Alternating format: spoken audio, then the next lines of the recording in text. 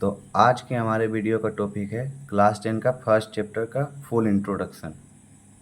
तो आज हम क्लास 10 के फर्स्ट चैप्टर का बात करेंगे, जिस चैप्टर का नाम है वास्तविक संख्या। चैप्टर 1 वास्तविक संख्या यानी कि रियल नंबर। तो हमारा पहला डेफिनेशन आता है इस चैप्टर के अंतर्गत, वास्तविक संख्या किसे कहते हैं।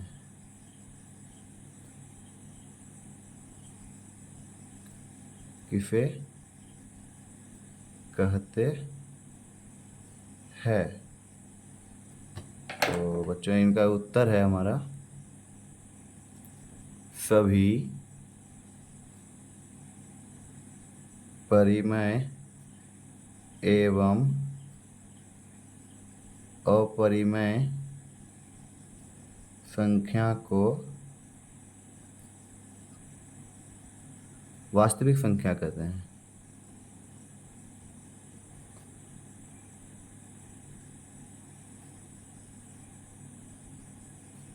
वास्तविक संख्या कहते हैं। तो इस चैप्टर में हमारा दूसरा डेफिनेशन आता है, परिमेय संख्या किसे कहते हैं।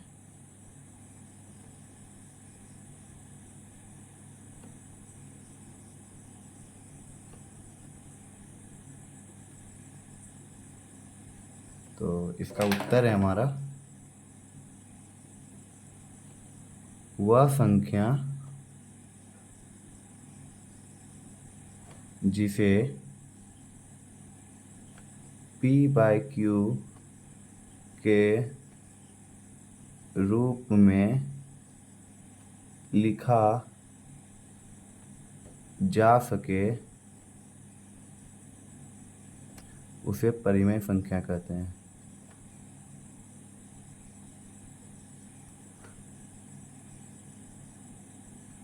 कहते हैं जहाँ q is not equal to 0, मतलब q का मान 0 नहीं होना चाहिए। फिर हमारा तीसरा डेफिनेशन आता है, अपरिमेय संख्या किसे कहते हैं।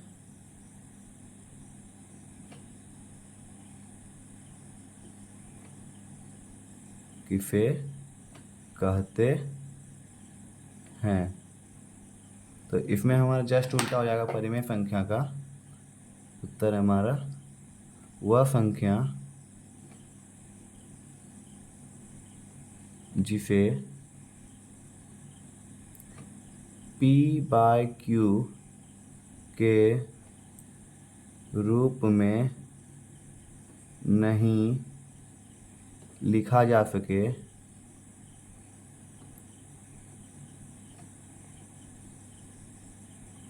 उसे अपरिमेय संख्या कहते हैं। ठीक है। तो इस चैप्टर में हमारे कुछ और डेफिनेशंस आते हैं। उसके बाद डेफिनेशन है हमारा सम संख्या किसे कहते हैं। सम संख्या किसे कहते हैं। तो इसका आंसर है हमारा उत्तर है वह संख्या जो 2 से पूर्णतः विभाजित हो जाए उसे सम संख्या कहते हैं। सम संख्या कहते हैं यानी कि कोई भी ऐसा संख्या जिसे हम 2 से भागा दें और खूब लास्ट तक वो पूरा विभाजित हो जाए उसे क्या कर सकते हैं, सम संख्या कह सकते हैं। जैसे कि एग्जाम्पल में हम ले सकते हैं 82, 84, 158 एक्सेट्रा।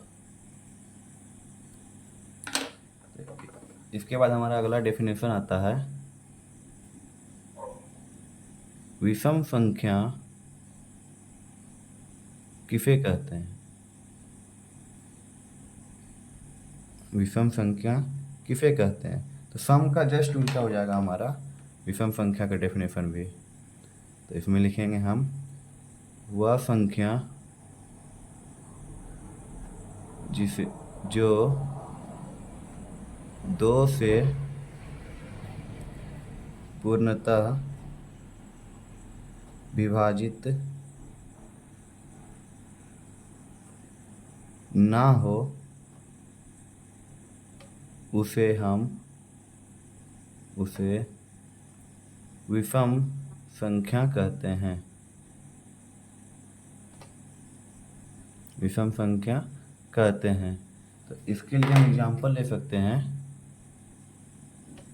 81, 97, 167 एक्सेट्रा, यानी कि और भी आएगा डेफिनेशंस। तो ये हमारे कुछ डेफिनेशंस थे चैप्टर 1 के अंतर्गत। तो इसके बाद हम बताते हैं कि इसमें क्वेश्चन क्या क्या बनता है। तो आगे हम इसमें देखते हैं कि इसमें किस किस तरह का क्वेश्चन हमें मिलता है बनाने के लिए। तो इसमें सबसे पहला हमारे क्वेश्चन मिलता है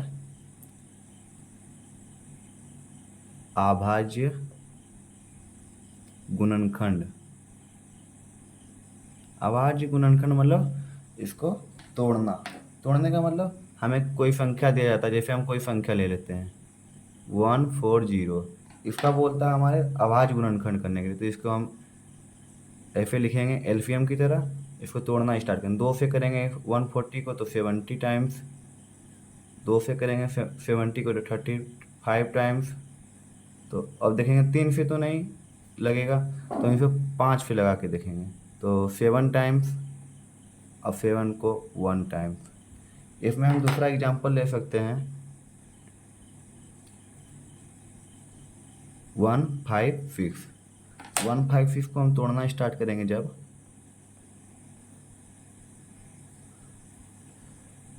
7, 8, फिर 2 से करेंगे तो 3, 9। तो 2 में 3 9 तो आता नहीं है, 3 में आता है। 3 में आएगा 13 टाइम, 13 फेल करेंगे तो 1 बार में। तो अभाज्य गुणनखंड में होता है कि कैसे टूटा, तो टूटा ये 2 इंटू 2 इंटू 5 इंटू 7। इसका गुणनखंड था 2 इंटू 2 इंटू 3 इंटू 13, किसके बराबर है 140 के बराबर है, और ये 156 के बराबर है। तो समझ में आ गया यहाँ तक अभाज्य गुणनखंड क्या होता है।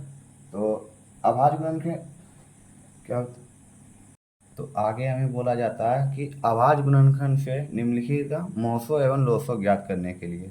तो मौसो और लोसो ज्ञात करने के लिए हम क्या करते हैं, कोई दो संख्या लेते हैं, जैसे कि 26 और 91।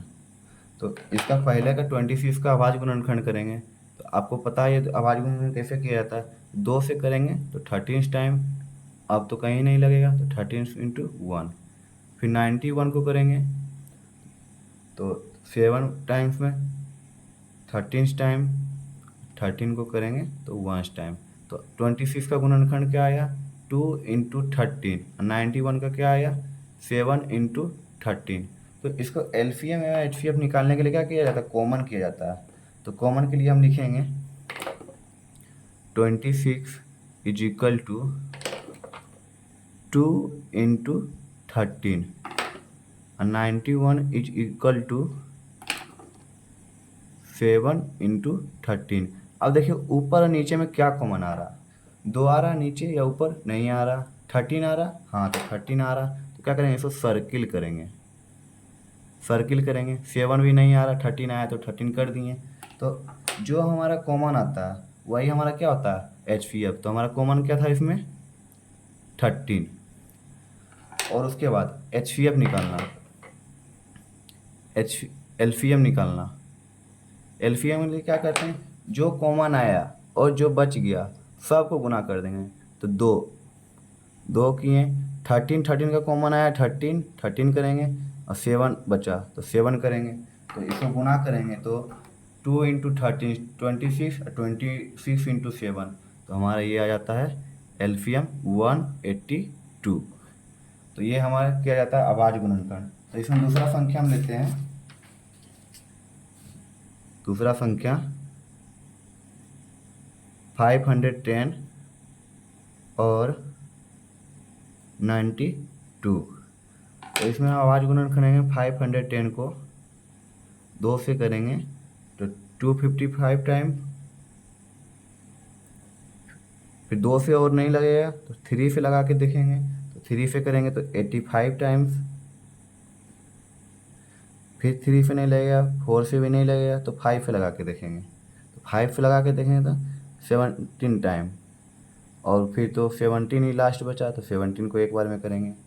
आगे समझ में, फिर करेंगे 92 का, 92 का करने जाएंगे तो 2 से करेंगे 46 टाइम, फिर 2 से करेंगे 23 टाइम्स, फिर 23 से ही लगा देंगे तो लास्ट ये ख़त्म हो गया।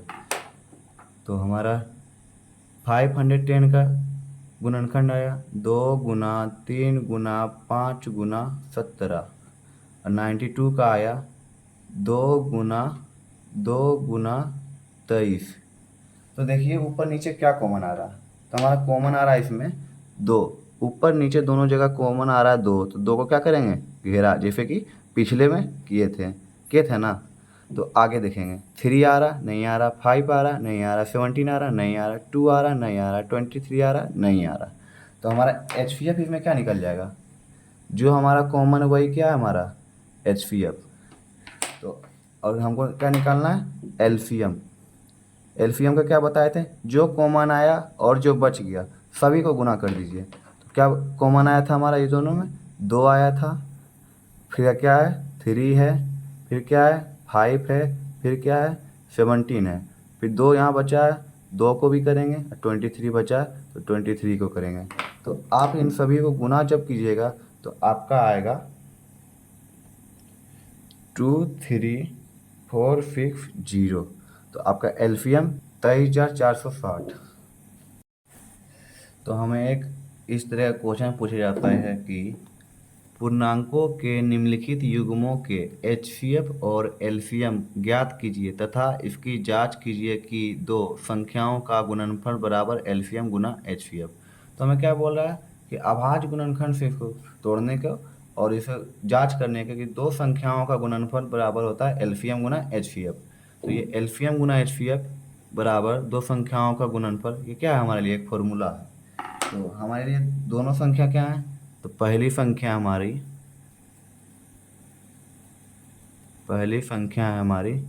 29, और दूसरी संख्या क्या है 91। दूसरी संख्या हमारे क्या है 91। तो इस दोनों को सबसे पहले क्या करेंगे हम अभाज्य गुणनखंड। तो अभाज्य गुणनखंड तो आप जानते ही हैं, तो इसका अभाज्य गुणनखंड कीजिए। तो 26 है, सॉरी 26, तो 2 से करेंगे तो 13 टाइम्स, 13 से करेंगे तो 1 टाइम्स, फिर बोलता है 91 का करने के लिए अभाज्य गुणनखंड। तो अभाज्य गुणनखंड करेंगे तो 7 से करेंगे तो 13 टाइम, और 13 से करेंगे तो 1 टाइम। तो हमारा गुणनखंड क्या आ गया 26 का गुणनखंड 2 इंटू 13, 91 का गुणनखंड क्या आया 7 इंटू 13। तो आपको तो पता है HCF कैसे निकाला जाता है। तो दोनों में जो कॉमन आया, दोनों में क्या कॉमन है 2 है नहीं है 2 है, 13 है हाँ 13 है, तो 13 को क्या करेंगे हम सर्कल करेंगे, फिर 7 है नहीं है 13 था तो 13 कर दिए। तो हमारे लिए HCF क्या हो गया 13। अब हमें जब LCM खोजना है, LCM निकालना है, तो सबको गुना कर देंगे। 2 कॉमन क्या था 13, और क्या बचा 7। तो इसको आप जब गुना कीजिएगा तो आपके लिए LCM निकल जाएगा 182। LCM कितना निकलेगा 182। अब बोल रहा है हमें जांच करने के लिए कि दो संख्याओं का गुणनफल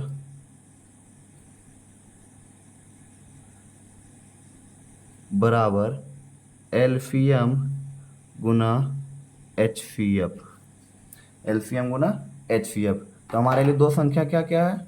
तो पहली संख्या हमारा 26 का गुणनफल, गुणनफल मतलब गुना, और दूसरी संख्या क्या है 91।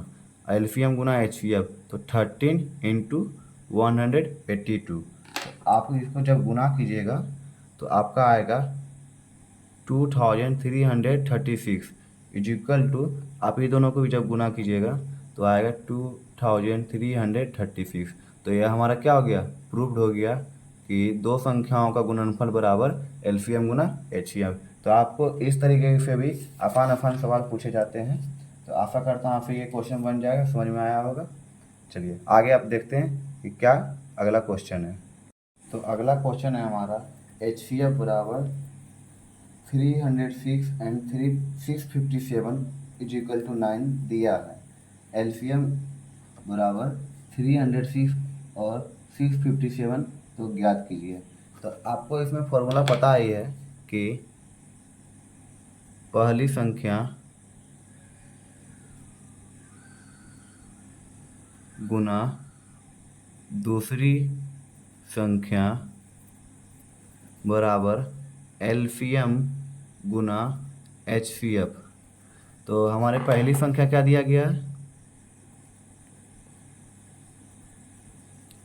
पहली संख्या हमारा दिया गया 306, तो 306 लिखेंगे। फिर दूसरी संख्या हमारा दिया गया है 657, 657। हमारा एचसीएफ भी दिया गया 9, तो एचसीएफ बराबर हमें दिया गया है 9। तो हमें क्या खोजना है, या क्या निकालना है, एलसीएम। तो एलसीएम बराबर वाट। तो आपको फॉर्मूला पता ही है, पहली संख्या गुना दूसरी संख्या बराबर एलसीएम गुना एचसीएफ। तो हमारे पहली संख्या है 306 गुना दूसरी संख्या है 657। हमारा एलसीएम तो नहीं दिया है, एलसीएम को एलसीएम ही लिख लेंगे, गुना एचसीएफ दिया है 9। तो आप जब इस दोनों को गुना कीजिएगा तो आपका आएगा answer 201,042 is equal to LCM into 9। अब देखिए एलसीएम के साथ क्या है गुना में 9, तो हमें निकालना क्या है एलसीएम। तो 9 जब गुना में है, अगर इसको इस साइड लाएंगे तो क्या आएगा हमारा भागा में, तो 201,042 बाई 9 बराबर एलसीएम। तो आप जब इस 9 से भागा दीजिएगा 201,042 में, तो आपका आंसर निकल के आएगा 22,338 बराबर एलसीएम। तो हमारा एलसीएम निकल गया 22,338। तो आपसे इस तरह का भी क्वेश्चन किया जाता है, किसी में आपको पहली संख्या नहीं दिया रहेगा, दूसरी संख्या दिया रहेगा, एचसीएफ दिया रहेगा, एलसीएम दिया रहेगा, बोलेगा पहली संख्या बताइए, ज्ञात कीजिए। तो आप इसमें फॉर्मूला लगा के आसानी से ज्ञात कर सकते हैं। किसी में एचसीएफ नहीं दिया रहेगा, बाकी वह सब दिया रहेगा, तो आप बस इसी फॉर्मूला को यूज कीजिएगा, आराम से आपका आंसर निकल जाएगा। तो चलिए अगले क्वेश्चन की ओर बढ़ते हैं, किस किस तरीके का और क्वेश्चन पूछा जाता है फर्स्ट चैप्टर में। तो अगला हमारा क्वेश्चन है कि बिना लंबे विभाजन प्रक्रिया किए बताइए कि निम्नलिखित परिमेय संख्याओं के दशमलव प्रसार शांत है या अशांत। शांत होने की प्रवृत्ति होती है कि 1/2 की पावर m गुना 5 की पावर n के रूप में होना चाहिए। यानी 2 की कुछ घात होनी चाहिए और 5 की कुछ घात होनी चाहिए। अगर ये इस दोनों के अलावा किसी के घात आती है तो वो संख्या क्या मानी जाती है, अशांत मानी जाती है। तो हम चेक करते हैं इसमें ये शांत है या अशांत है। तो लिखेंगे 3125 को क्या करेंगे, अभाज्य गुणनखंड करके देखेंगे। तो ये 2 से तो नहीं जाएगा, 3 से भी नहीं जाएगा, 4 से भी नहीं जाएगा, इसको 5 पे लगाएंगे। तो 5 पे लगाएंगे तो 6, 2, 5, फिर 5 पे करेंगे तो 1, 2, 5, फिर 5 पे करेंगे तो 2, 5, फिर 5 पे करके देखेंगे, फिर 5 पे हो जाएगा, फिर एक बार 5 पे करेंगे। तो देखिए ये 5 का रूप क्या आ गया। तो इसको लिखेंगे 13 अच्छा मान लीजिए कोई भी संख्या है उसकी पावर अगर 0 है तो उसका मान क्या होता है 1 होता है। तो हम यहाँ लिख सकते हैं 2 की पावर 0 गुना 5 की पावर 1 2 3 4 5। तो देखिए 2 की पावर m का मान क्या है 0, और 5 की पावर n का मान क्या है 5 है। तो 2 की पावर m गुना 5 की पावर n का रूप का आ गया। ऊपर से कोई प्रॉब्लम नहीं है, नीचे हमारा आना चाहिए 2 की पावर m गुना 5 की पावर n के रूप का। तो ये हमारा प्रकार क्या है, शांत आवृत्ति का है।